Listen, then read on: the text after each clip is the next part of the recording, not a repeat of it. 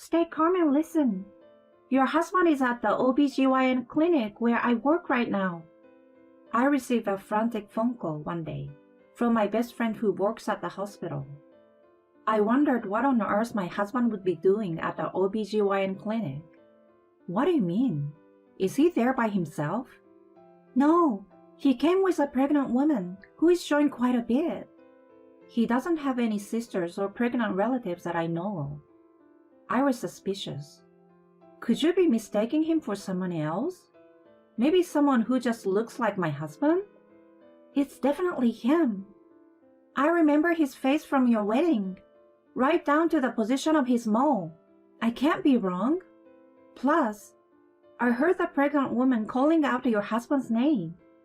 Hearing that, I told her with urgency in my voice, "All right, I'm on my way. Please watch until the end to see how this tumultuous situation unfolds. My name is Madeline, a 33-year-old working housewife.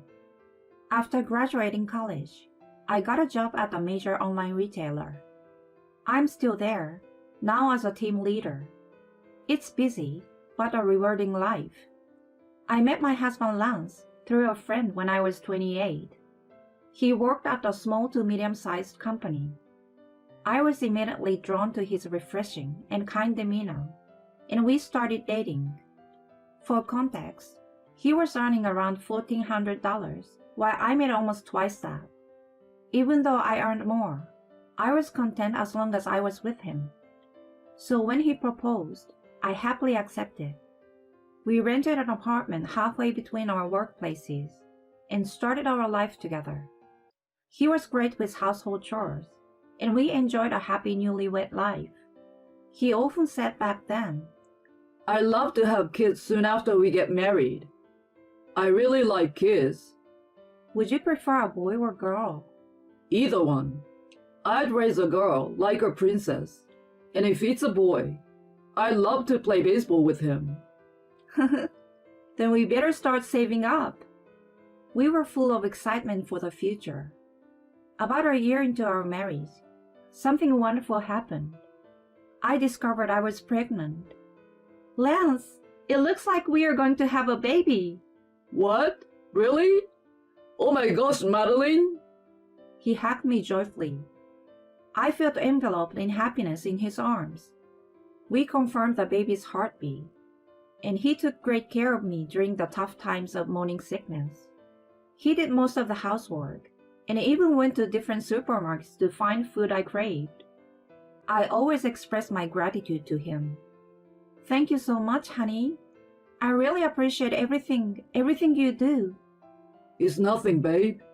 You're carrying our child. This is the least I can do." I truly felt lucky to have married him.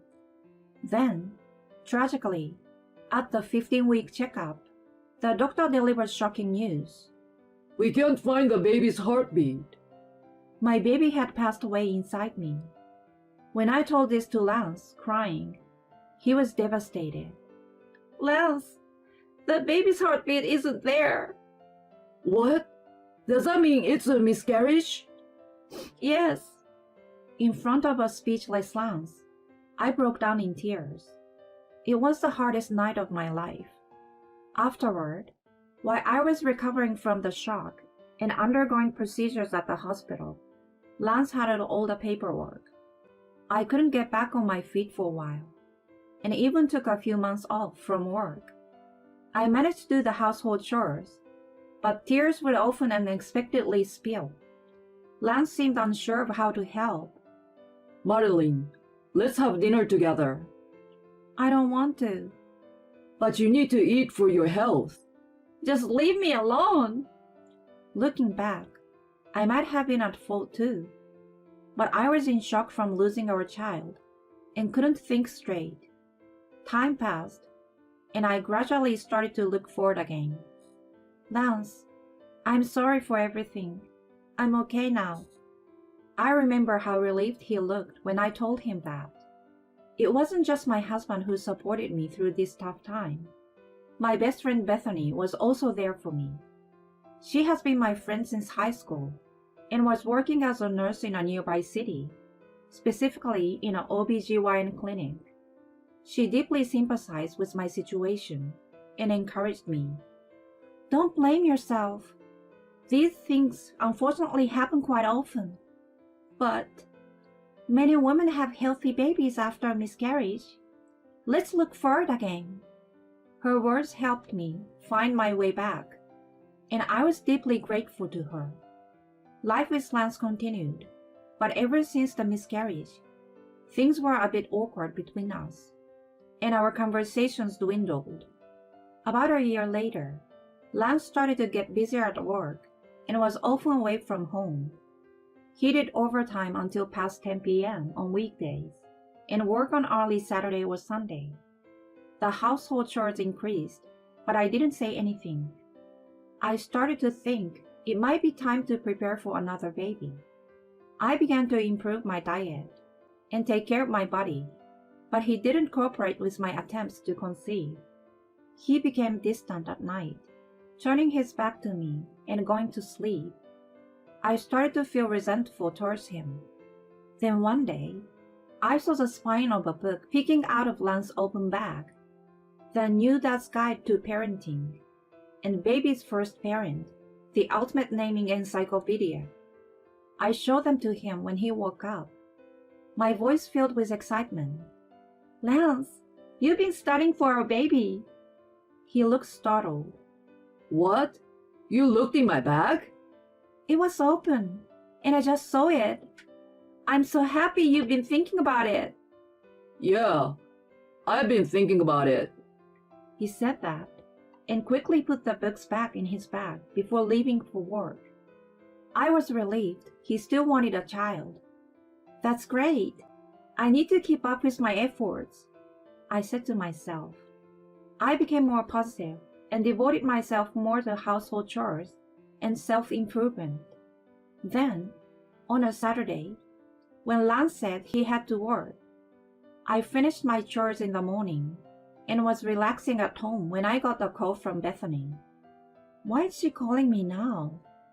As I wondered, I answered the phone and heard her voice almost panicking. Hi, Madeline. What's your husband up to? He's at work. Why? Stay calm and listen. Your husband is at the OBGYN clinic where I work right now. What? Why on earth would Lance be at an OBGYN clinic? I remembered she recently started working at the clinic near my neighborhood. What do you mean? Is he there by himself? No, he came with a pregnant woman who is showing quite a bit. He doesn't have any sisters or pregnant relatives that I know of. I was suspicious. Could you be mistaking him for someone else? Maybe someone who just looks like my husband? It's definitely him. I remember his face from your wedding, right down to the position of his mole. I can't be wrong. Plus, I heard the pregnant woman calling out your husband's name. Hearing that, I told her with urgency in my voice, I'm on my way. Stall them if they look like they are leaving. After hanging up, I quickly got ready and rushed out of the front door. In about 15 minutes, I arrived at the OBGYN clinic where Bethany works. As I was catching my breath, the automatic doors of the hospital opened, and there were Lance and an unfamiliar woman, arm in arm. He, the woman, and I were now facing each other in front of the clinic. My husband's eyes widened in shock when he saw me. Lance, what is this all about? I asked as calmly as I could. Madeline, why are you here? That doesn't matter right now. What are you doing here with this pregnant woman at the OBGYN clinic? I want to know that. Then, he went pale and climbed up. Passerby and hospital staff looked at us curiously. The pregnant woman clinging to him then spoke up. Let's talk about this somewhere else, not here. Who the hell are you? Introduce yourself first. I'm Rachel. Let's move to that cafe over there. As we entered the cafe, Lance naturally sat next to her. It seemed like I already had my answer right then. Lance, explain this. What the F is going on? The baby is actually mine. Though I was somewhat prepared, this revelation hit me like a bolt of lightning. What do you mean? I'm your wife. Please calm down, ma'am. Rachel interrupted. Who the F are you to say that? Did you get involved with him knowing he's married? Yes. Yes? So you knew he was married? She began to cry, shaking as she spoke. I started working at his company last year. As we worked together, I found myself increasingly drawn to him. And he reciprocated my feelings. Feeling dizzy, I turned back to Lance. Is what she's saying true? Yes, it's true. What were you thinking? He began to speak quietly as I held my head in my hands. Well, after the miscarriage, you became prickly, and the atmosphere at home was so bad I didn't want to come back. That's when I met her. You met her and that led to having a child? You know I've always wanted kids, right? You might have another miscarriage. But I thought a young woman like her would definitely bear my child. I reached my breaking point right then and there. Not only had he betrayed me, but he was also implying that it was somehow my fault. I couldn't forgive this. I no longer needed such a husband. I tried to keep my voice steady as I spoke to him. Are you saying this is my fault?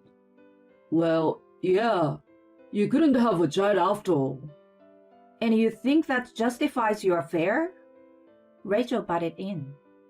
But a woman who can definitely have a child is better, right? You stay out of this. She looked frightened at my loud voice, while Lance glared at me, holding her shoulder. Don't raise your voice. She's pregnant, for goodness sake. Lance. She looked up at him, her eyes watery, totally wrapped up in their own world. Suddenly, everything seemed so ridiculous, and I calmed down. I see. You do seem very close. Fine. I will step back. You will? Thank you, Madeline. Thank you, Mom. I will make Lance happy. The two of them held hands and rejoiced, and I watched them with a cold eye. But Lance, you do realize you're the guilty spouse, right? Huh? Guilty spouse? What do you mean? He looked bewildered as I calmly explained. It means you're the one who caused the grounds for divorce. You have no objections to that, correct? A guilty spouse can't file for divorce. You do understand that, right? What? I didn't know that. So I can't file for divorce unless you do? That's how it works. He seemed surprised, but then tried to regain his composure. But you just said you'd step back. Yes, I did. But there are conditions for divorce. You have to renounce your claim to the property division. What? I explained that I wanted all of our joint savings, household items, and the car to be mine. What? That's a problem. I hardly have any savings. If you don't waive your right to the property division, I won't agree to a divorce. Rachel here will have to raise a fatherless child. No. They were both visibly shaken. She then glared at me with determination. Are you a devil or something? We're about to have a child, and you won't divide the property? That's not my problem. Ready to be a single mother? As I spoke condescendingly, her eyes filled with tears, and she shook Lance's arm. It's okay, Lance. Let her have the savings. We can work hard together again. Let's get rid of this evil lady and be together. Oh, Rachel. They seemed about to enter their own world again, but I cut in, matter-of-factly. Oh, and I will be filing for alimony for the affair, of course. $50,000 each, please. What? If you don't waive the property division, we will settle with that. The two of them looked at me, eyes wide.